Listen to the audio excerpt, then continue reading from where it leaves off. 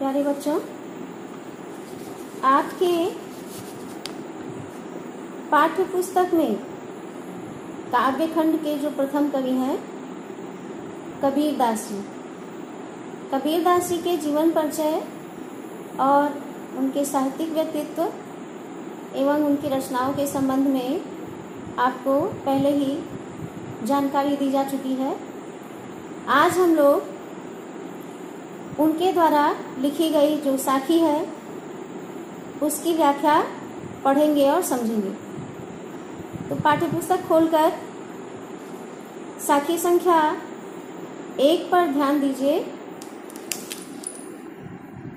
इस साखी में कबीरदास जी ने अपने सतगुरु की कृपा के संबंध में बताया है कि जब उनके सतगुरु ने उनके ऊपर कृपा की तो उसका क्या प्रभाव पड़ा। ध्यान से साखी को देखिए। सतगुरु हमसु रीझ करी, एक कहा प्रसंग, बरसा बादल प्रेम का, भीज गया सब अंग। कहते मेरे सतगुरु ने मेरे समर्पण की भावना से प्रसन्न होकर के, मेरी सेवा की भावना से प्रसन्न होकर के मुझे ईश्वर से संबंधित एक बड़ा ही सुखद प्रसंग सुनाया, रोचक प्रसंग सुनाया।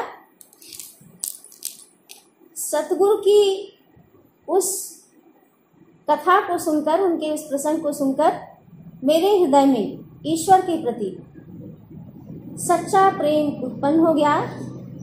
सच्चे प्रेम की वर्षा हुई और वह जो प्रेम का बादल बरसा, ईश्वर के प्रेम का जो बादल बरसा सतगुरु की कृपा के परिणाम स्वरूप, उससे मेरा संपूर्ण अंग भीग गया। अर्थात जब मेरे सतगुरु ने मुझसे प्रसन्न होकर मुझे ईश्वर से संबंधित प्रसंग सुनाया, तब मेरे मन में ईश्वर के सच्चे प्रेम का बादल बरसा और मैं पूरी तरह से उनके प्रेम में डूब गया, उन्हीं के प्रेम रस से भीग गया। साखी संख्या 2। दूसरी साखी में कबीरदास जी ने बताया है, जैसा कि भारत की परंपरा रही है, यहाँ सतगुरु से ज्ञान प्राप्त करने के उपरांत गुरु को गुरुदक्षिणा प्रदान की जाती थी। उसी भाव को व्यक्त किया है कबीरदास जी ने।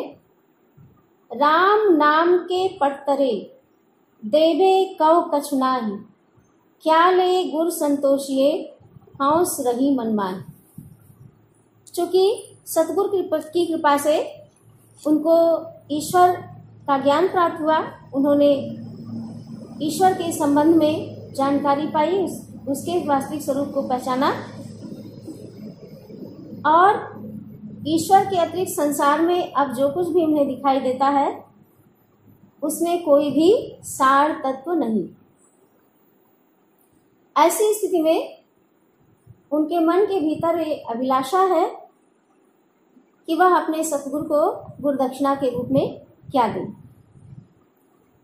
राम नाम के पटतरे, देवे कव कछु नाहि।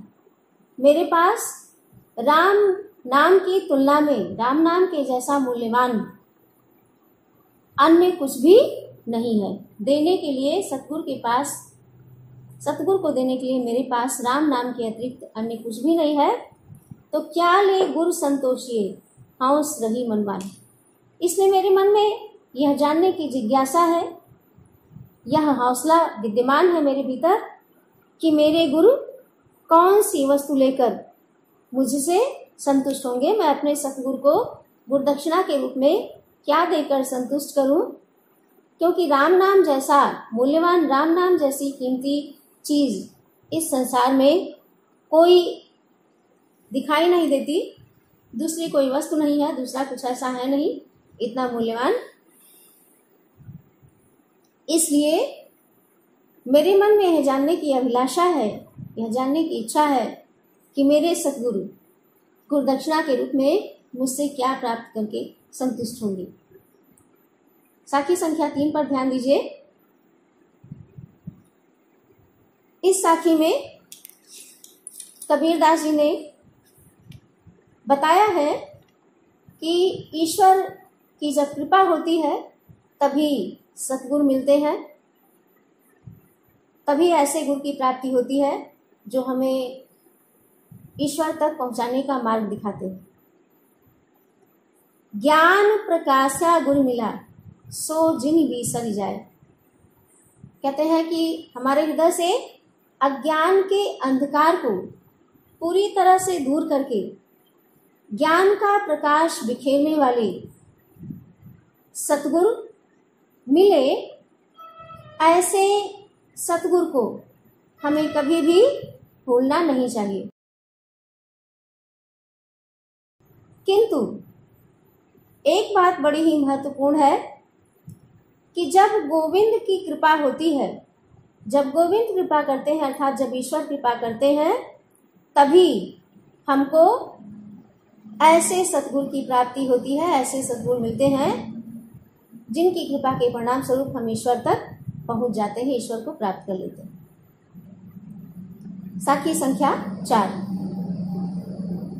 साखी संख्या 4 में कबीरदास जी ने रूपक अलंकार के माध्यम से बताया है कि वास्तव में इस संसार में मनुष्य एक पतंगे की भांति है।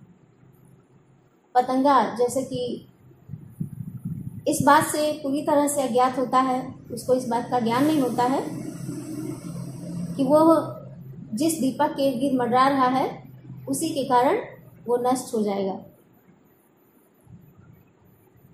तो मनुष्य को भी एक पतंगे के रूप में चित्रित करते हुए उन्होंने इस संसार में मनुष्य की जो स्थिति है उसको बताया।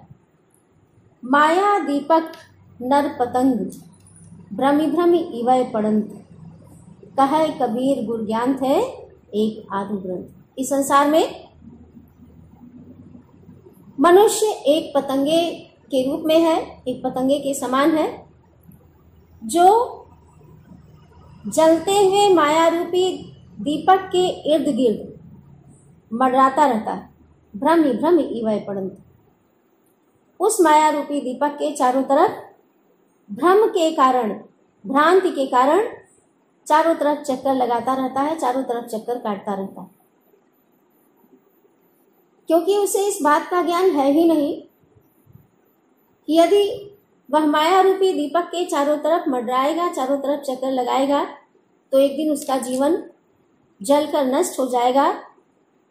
इसी भ्रम के कारण, इसी भ्रांति के कारण वह मनुष्य रूपी पतंगा इस संसार में माया रूपी दीपक के चारों ओर चक्कर काटता रहता है, मंडराता रहता है और अंत में उसी की ज्योत, उसी का जो उसकी लौ होती है उससे जल करके नष्ट हो जाता है। कहे कबीर गुर ज्ञान थे एक आधु ग्रंथ। लेकिन उसी में से एकाध मनुष्य ऐसे होते हैं जिनके ऊपर जब सतगुरु कृपा कर देते हैं तो सतगुरु के ज्ञान के कारण वे माया रूपी दीपक की वास्तविकता को जान लेते हैं, पहचान लेते हैं और वे अपने आप को सुरक्षित बचा लेते हैं। इस स्थिति से, इस माया रूपी दीपक से उबर जाते हैं, उससे पार पा जाते हैं और इस प्रकार से वो जल कर नष्ट नहीं होते। साखी संख्या 5 पर ध्यान दीजिए, जिसमें बताया गया है कि जब तक मनुष्य के भीतर अहंकार होता है तब तक उसे कभी भी सद्गुरु नहीं मिल सकते। जब मैं था तब गुरु नहीं, मैं अर्थात अहंकार, अहंकार की भावना। कहते हैं जब तक मेरे भीतर अहंकार की भावना थी तब तक मुझे सतगुरु नहीं मिले, मुझको गुरु की प्राप्ति नहीं हो सकी। अब गुरु हैं, हम नहीं, और अब जब मुझे सतगुरु मिल गए हैं तो मेरे मन के भीतर का अहंकार नष्ट हो गया है। हम, अहम यानी अहंकार, तो वह अहंकार नष्ट हो गया। किसकी कृपा से? सतगुरु की कृपा से। तो जब तक अहंकार था तब तक सतगुरु नहीं मिले, और जब सतगुरु की प्राप्ति हो गई, सतगुरु मिल गए, तो मन का अहंकार नष्ट हो गया। प्रेम गली अति सांकरी, तामे दो न समाहि। कारण क्या है? कहते हैं प्रेम की जो गली होती है बड़ी ही सकरी होती। तो जिस प्रकार से सकरी गली में दो व्यक्ति एक साथ प्रवेश नहीं कर सकते हैं, एक साथ नहीं आ जा सकते हैं, समा नहीं सकते हैं, तो जब तक अहंकार था तब तक सतगुरु नहीं मिले। सतगुरु के मिलने के बाद अहंकार नष्ट हो गया, अहंकार का अस्तित्व समाप्त हो गया, क्योंकि प्रेम की जो गली है वो बड़ी ही सकरी होती है, उसमें कभी भी दो लोग एक साथ समा नहीं सकते। साखी संख्या 6, जिसमें कबीरदास जी ने बताया है कि इस संसार में एकमात्र ईश्वर का भजन करना ही मनुष्य के जीवन का उद्देश्य होना चाहिए, क्योंकि उसी में सुख है। उसके अतिरिक्त जो कुछ भी है वह दुख प्रदान करने वाला है, उससे कभी भी आनंद नहीं मिल सकता। भगति भजन हरि नाव है, दूजा दुख अपार, मनसा वाचा कर्मणा, कबीर सुमरन सार। इस संसार में भगवान की भक्ति, ईश्वर की भक्ति और ईश्वर का भजन, यही वास्तव में नाव अर्थात नौका के समान है। उनका जो नाम है, उनके नाम का जो भजन है और उनके प्रति जो भक्ति की भावना है, वह नौका के समान है, दूजा दुख अपार। और इसके अतिरिक्त इस संसार में दुख के अतिरिक्त अन्य कुछ भी नहीं है। तो जो यह दुख रूपी सागर है, संसार दुख के सागर के रूप में है, संसार का अस्तित्व दुख के सागर के रूप में है, और उस दुख के सागर से पार जाने के लिए हमारे पास मात्र एक ही आश्रय है, एक ही सहारा है, और वह है ईश्वर के भजन और ईश्वर की भक्ति की जो नौका है। उसी के माध्यम से हम उस संसार रूपी सागर, दुख रूपी जो सागर है, संसार रूपी जो सागर है, उसके पार जा सकते हैं। इसलिए मनसा वाचा कर्मणा, कबीर सुमिरन सार। मन से, वाणी से और कर्म से जो सार तत्व है यानी ईश्वर है, उसी का सुमिरन, उसी का स्मरण सदा मनुष्य को करना चाहिए, क्योंकि उसी के स्मरण की नौका के सहारे इस संसार के दुख रूपी सागर से पार जाया जा सकता है। साखी संख्या 7, जिसमें ये बताया गया है कि जब मनुष्य को ज्ञान प्राप्त होता है, ईश्वर का ज्ञान प्राप्त होता है, तभी वह ये जान सकता है कि वास्तव में इस संसार की वास्तविक स्थिति क्या है। कबीर चित्त चमंकिया, चहुदिस लागी लाए। जब मेरे चित्त को बोध हुआ, जब मेरे मन ने ज्ञान प्राप्त किया, ज्ञान की चमक उठी, तो उसके बाद मैंने क्या देखा कि इस संसार में चारों तरफ विषय और वासना की आग लगी हुई है, कामनाओं की आग लगी हुई है, और इस विषय वासना की आग को बुझाने के लिए हरि सुमिरन हाथ उगड़ा। एकमात्र हरि के स्मरण का, ईश्वर के स्मरण का घड़ा जो है, उसी के सहारे हम इस विषय वासना की आग को बुझा सकते हैं। तो वही मत व्यक्त करते हुए कबीरदास जी बता रहे हैं कि तुम्हारे हाथ में हरि के स्मरण का, ईश्वर के नाम के स्मरण का घड़ा है, इसलिए उस घड़े के जल से शीघ्रता पूर्वक अपने भीतर लगी हुई इस विषय वासना की आग को बुझा लो।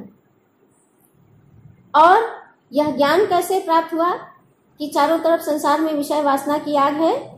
जब चित्त के भीतर ज्ञान की ज्वाला धधकी, चित्त में ज्ञान की चमक उत्पन्न हुई, तभी हमको यह बोध हुआ कि इस संसार में चारों तरफ दसों दिशाओं में मात्र विषय वासना की आग लगी हुई है, और उस आग को बुझाने के लिए हमारे पास हरि के स्मरण का, ईश्वर के स्मरण का घड़ा है हमारे हाथ में, इसलिए शीघ्रतापूर्वक हे संतो, आप शीघ्रतापूर्वक उस जल के सहारे, उस ईश्वर के नाम के स्मरण के घड़े से जल गिराकर उस आग को बुझा लीजिए।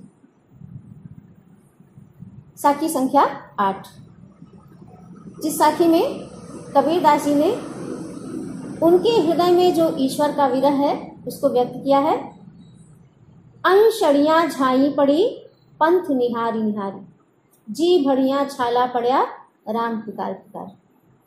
कहते हैं कि ईश्वर का रास्ता देखते देखते, उनका पथ देखते देखते मेरे आंखों के नीचे झाई पड़ गई और निरंतर राम का नाम पुकारते पुकारते, राम का नाम रटते रटते मेरी जिह्वा में छाले पड़ गए। तो इस प्रकार से ईश्वर के वियोग में जो उनकी स्थिति है उसको उन्होंने व्यक्त किया है कि मेरी आंखों के नीचे उनका रास्ता देखते देखते, प्रतीक्षा करते करते, लगातार रास्ता देखने के कारण आंखों के नीचे झाई पड़ गई है और निरंतर राम का नाम पुकारते पुकारते, उनका नाम लेते लेते मेरी जीभ में छाले पड़ गए। तो इस तरह से आज आप लोगों को साखी संख्या 1 से लेकर साखी संख्या 8 तक की व्याख्या समझाई गई है।